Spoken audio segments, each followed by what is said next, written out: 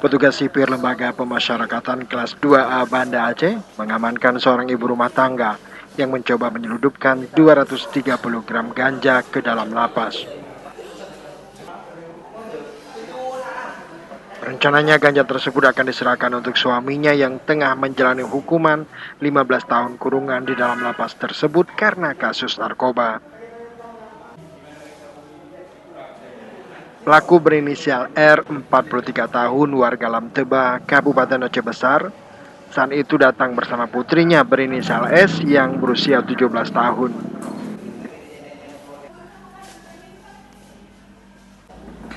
Saat dilakukan pemeriksaan badan, petugas menemukan 2 bungkusan ganja yang disembunyikan di celana dalam pelaku. Pelaksana tugas Kepala Lapas Kelas 2A Banda Aceh, Rida Ansari mengatakan, untuk menindaklanjuti temuan tersebut, barang bukti ganja, pelaku R dan anaknya akan diserahkan ke polisi.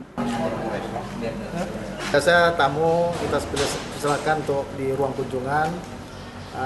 Seperti SOP kita yang telah kami lakukan, siap pengunjung menyerahkan melihatkan identitas. Setelah itu memeriksa barang bawaan.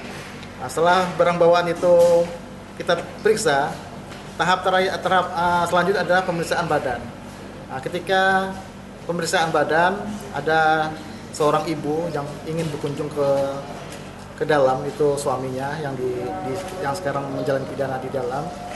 Setelah petugas kami memeriksa, didapatkan sebuah bungkusan, mohon maaf, di dalam kemaluannya. Setelah itu kita ambil, dan setelah kita ambil ternyata barang tersebut adalah ganja. Sebelumnya pada Agustus lalu, petugas sipir Lapas Kelas 2A Banda Aceh juga menggagalkan penyeludupan 5 paket sabu ke dalam lapas.